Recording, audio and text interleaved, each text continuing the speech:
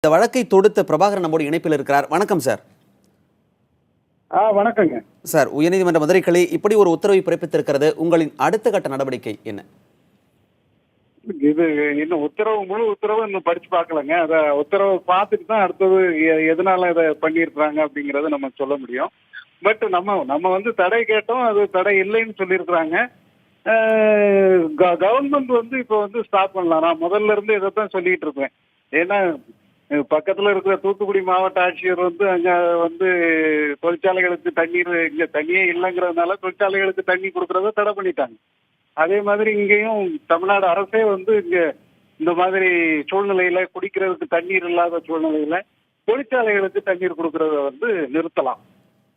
அரசு உடைய அந்த கனிவான கவனத்திற்கு நான் கொண்டு வரேன். அதை அவங்க நிப்பாட்டினாங்கன்னா அது பொதுமக்களுக்கு நல்லது. ஐயா, இந்த ஆலை நிர்வாகம் உபரி நீரை மட்டும் தான் நாங்கள் பயன்படுத்துகிறோம் என்று கூறியிருக்கிறார்களே, இதை நாம் எப்படி எடுத்துக்கொள்ளலாம்? இதை நீங்கள் எப்படி பார்க்கிறீர்கள்? குடிக்கிறதுக்கே தண்ணி இல்ல, பிறகு எப்படி உபரி நீர் வர முடியும்? இதுல வாய்ப்பே இல்லை. அதாவது நமக்கு தண்ணி இங்க வந்து நீங்க திருநெல்வேலி தூத்துக்குடி மாவட்ட பொதுமக்கள்கிட்ட கேட்டீங்கன்னா தெரியும் குடிக்கிறதுக்கு தண்ணி கிடைக்குதா அப்படின்னு சொல்லி. இப்படி குடிக்கிறதுக்கு தண்ணி இருந்தா தானே அது எல்லாம் போக மீதி கடல்ல போய் கலக்கிறது தண்ணி ஏதாவது கலக்குதான்னு பாருங்க. தூத்துக்குடி மாவட்ட ஆட்சியர் ஏன் தடை பண்ணாங்க? அங்க உள்ள ஃபேக்டரிஸுக்கு எல்லாம் தண்ணி கொடுக்கறத வந்து தடை பண்ணிட்டாங்க. மாவட்ட ஆட்சியரே தடை பண்ணியிருக்கிறாங்க. இப்போ உயர்நீதிமன்ற மதுரை கிளை இப்படி ஒரு உத்தரவை பிறப்பித்திருக்கிறது. ஆனால் தமிழக அரசு தலையிட வேண்டும் என்று கூறியிருக்கிறீர்கள். இது வந்து உயர்நீதிமன்ற உத்தரவில் தலையிடுவதாக ஆகாதா? ஆகாது.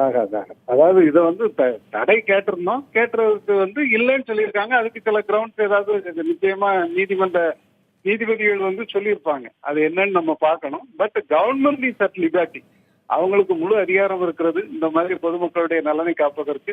அவங்க வந்து நிச்சயமா வந்து தடை செய்து இப்போ உள்ள இந்த சூழ்நிலை, இந்த வாட்டர் ஸ்கார்சிட்டி தண்ணீர் பஞ்சத்தை சூழ்நிலையில வந்து நிச்சயமா அதை வந்து அரசு வந்து இதை வந்து தடை செய்யணும். செய்தாதான் அது வந்து பொதுமக்களுக்கு பயனளிப்பதாக இருக்கும்.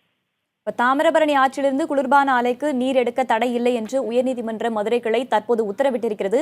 இதை இனிமேல் நீங்கள் எப்படி அணுகப் போகிறீர்கள்? உங்களுடைய அடுத்த கட்ட திட்டம் என்னங்க ஐயா? நிச்சயமா நம்ம இது உத்தரவை பார்த்த பிறகுதான் அடுத்து என்ன செய்ய முடியும் அப்படிங்கறத சொல்ல முடியும். நம்ம இப்ப உத்தரவுடைய நகல் கேட்டிருக்கிறோம். அந்த நகல் வந்த உடனே அடுத்த கட்ட நடவடிக்கையை நம்ம தீர்மானிக்கலாம். நகலை பார்த்த பிறகு நீங்க அதுக்கு அடுத்த கட்ட நடவடிக்கை அப்படின்னு சொல்லியிருக்கீங்க. ஆனா இந்த நிர்வாகம் தரப்புல வந்து உபரி நீரை மட்டும்தான் பயன்படுத்துறோம் அப்படின்னு சொல்லியிருக்காங்க. அது எந்த அளவுக்கு உண்மை இருக்கிறது? அதை நீங்கள் எப்படி பார்க்கிறீர்கள்? உபரி நீர் வந்து நீங்க இங்க வந்து தாமிரபரணி நதி நீர் வந்து காயல்பட்டினத்துல தான் கடல்ல கலக்குதுங்க. காயல்ல புன்னைக்காயல்.